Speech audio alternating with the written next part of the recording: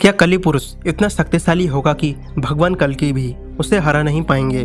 कली पुरुष की शक्ति का अंदाजा आप इसी बात से लगा सकते हैं कि कली पुरुष को सतयुग, त्रेता युग और द्वापर युग में भी कोई नहीं मार पाया था।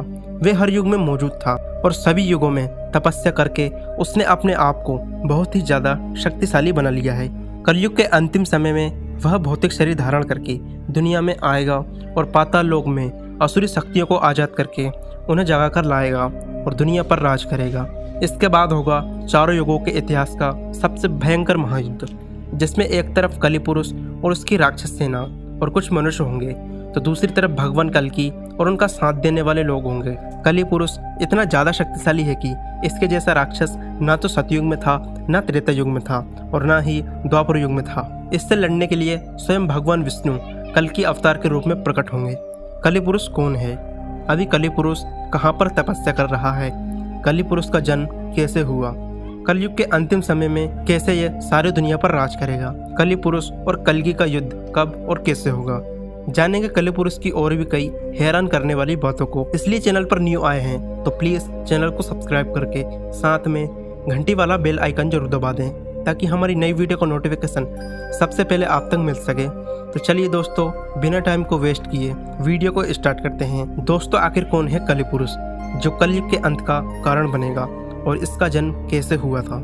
कली पुरुष रावण से भी ज्यादा खतरनाक और शक्तिशाली राक्षस है। इसका उल्लेख कल्कि पुराण और हमारे हिंदू धर्म के अन्य ग्रंथों में मिलता है। कली पुरुष का जन्म समुद्र मंथन के दौरान हुआ था, जब भगवान शिव ने समुद्र मंथन से हलाहल विष अपने गले में धारण किया था। तभी विष की कुछ बूंदें राक्षस कली के मुख में जा गिरी। उस विष के प्रभाव से उस राक्षस कली का पूरा शरीर नष्ट हो गया। लेकिन जब समुद्र मंथन से अमृत निकला, तब उसकी भी कुछ बूंदें राक्षस कली के मुख में जा गिरी, जिससे राक्षस कली को दोबारा जीवनदान मिल गया।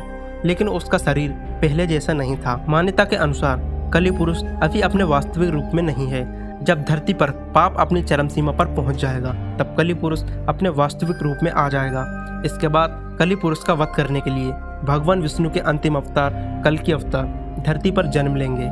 भगवान विष्णु के कल्कि अवतार कलयुग और कली पुरुष का अंत कर दोबारा से धरती पर सतयुग की स्थापना करेंगे। दोस्तों, काल चक्र को 4 भागों में बांटा गया है: सतयुग, त्रेता युग, द्वापर युग और कलयुग, जो कि लगातार चलता रहता है। भविष्य पुराण और कल्कि पुराण के अनुसार जब कलयुग में पाप अपनी चरम सीमा पर होगा, तब इस कलयुग का अंत हो जाएगा। अर्थात जब धरती पर मनुष्य बहुत ही ज्यादा अधर्मी हो जाएगा, वह अपने फायदे के लिए किसी का भी अहित कर देगा। घर की बेटियां घर में ही सुरक्षित नहीं रहेंगी। इंसानों की बढ़ती जनसंख्या और पेड़ों की घटती जनसंख्या के कारण धरती पर अन्न का एक दाना भी नहीं बचेगा। उस समय में इंसान केवल दूसरों के जंतुओं के मांस पर ही निर्भर रहेगा। कलयुग के अंत में धरती पर केवल अधर्म ही अधर्म होगा। इसी कारण अधर्म का अंत करने के लिए भगवान विष्णु के 10वें अवतार और अंतिम अवतार कल्कि अवतार का जन्म होगा, जो कि इस घोर कलयुग को मिटा करके सतयुग की स्थापना करेंगे। दोस्तों, ये मैं नहीं कहता, ऐसा पुराणों में भी लिखा है। उन्हीं के अनुसार ऐसा होने वाला है, लेकिन ऐसा होने में अभी लाखों वर्षों का समय बाकी है। सबसे पहले जानते हैं कि कली पुरुष का जन्म कैसे हुआ। दोस्तों, कली पुरुष के जन्म की कहानी बहुत ही रोचक है। धार्मिक ग्रंथों के अनुसार महर्षि कश्यप ब्रह्मा जी के मानस पुत्र मरीचि के पुत्र थे। महर्षि कश्यप की 13 पत्नियां थीं। इन 13 पत्नियों में से जो संतानें उत्पन्न हुई, उन्हीं से सृष्टि का विकास हुआ। माना जाता है इन्हीं में 2 पत्नियां दिति तथा अदिति थीं।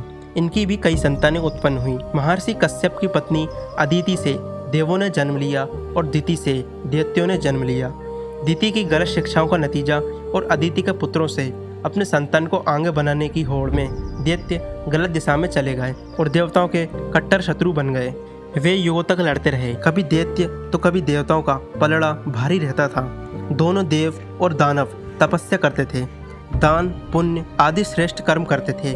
कभी ब्रह्मा जी से तो कभी महादेव जी से वर प्राप्त करते थे, और फिर एक ही काम, एक दूसरे को नीचा दिखाना। निरंतर लड़ाई झगड़े से देवता दुखी हो गए। तब देवताओं ने ब्रह्मा जी से प्रार्थना की कि वो कुछ करें। आखिर ऐसा कब तक चलेगा? ब्रह्मा जी ने देवताओं को सागर मंथन की बात कही और उससे अमृत प्राप्त होने की बात बताई, जिसे देवता पी लें तो वो दानवों के हाथ मृत्यु को प्राप्त नहीं होंगे। और साथ में ये भी कहा कि सागर मंथन आसान नहीं है, उसमें दानवों को भी शामिल करो और युक्तिपूर्वक अमृत को प्राप्त करो।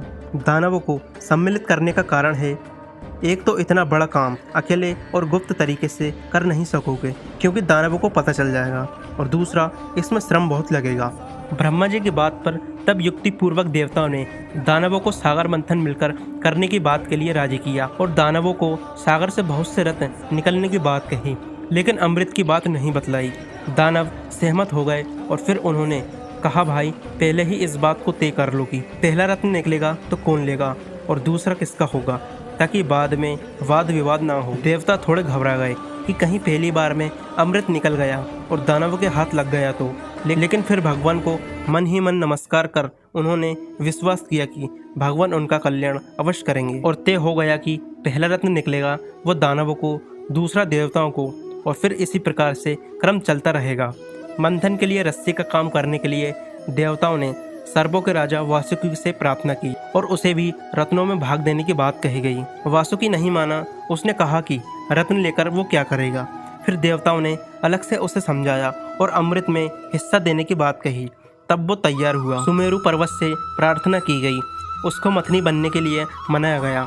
सब तैयारी पूर्ण होने के बाद तय किए मापदंडों पर नियत दिन में सागर मंथन हुआ, लेकिन जैसे ही मंदराचल पर्वत को समुद्र में उतारा गया, वो अपनी भार की वजह से समुद्र की गहराई में उतर गया और अपना घमंड प्रदर्शित किया। तब असुरों में वाणासुर इतना शक्तिशाली था कि उसने मंदराचल पर्वत को अपनी 1000 भुजाओं में उठा लिया और सागर से बाहर ले आया। इससे मंदराचल पर्वत का अभिमान नष्ट हो गया। देव और दानवों के पराक्रम से खुश होकर और ब्रह्मा जी के प्रार्थना पर भगवान विष्णु ने कश्यप अवतार लिया और पर्वत को अपनी पीठ पर रखा। सागर मंथन, देव और दानवों का पराक्रम देखने के लिए स्वयं ब्रह्मा, विष्णु, महेश, सप्तऋषि आदि अपने अपने स्थान पर बैठ गए। सागर मंथन शुरू होने के कुछ दिनों के बाद में सबसे पहले हलाहल विष निकला, जिसके जहर से देव और दानव, तीनों लोगों के प्राणी, वनस्पति आदि मूर्छित होने लगे। सब देवताओं ने भगवान से प्रार्थना की। तब भगवान विष्णु ने कहा कि इससे रौद्र रूप ही बचा सकते हैं। तब भगवान रुद्र ने वो जहर पी लिया, लेकिन गले के नीचे उतरने नहीं दिया। तब हलाहल विष से उनका गला नीला पड़ गया, जिसके बाद से वे देवादिदेव महादेव कहलाए और गला नीला पड़ जाने के कारण वे नीलकंठ के नाम से भी जाने जाने लगे और पूजे जाने लगे। तब उस हलाहल विष की कुछ बूंदें नीचे गिर गईं। उसी से एक राक्षस की उत्पत्ति हुई। उस राक्षस को कली पुरुष के नाम से जाना जाता है। इसके बाद समुद्र मंथन में और भी कई सारी चीजें निकली, जैसे कामधेनु गाय, ऐरावत हाथी, कल्प वृक्ष, कौस्तुभ मणि, महालक्ष्मी, उच्च शहर का घोड़ा। फिर मदिरा निकली जो दानवों के भाग में थी और वे उसे पकड़ और पीकर बहुत ही खुश हुए। दानव मदिरा पान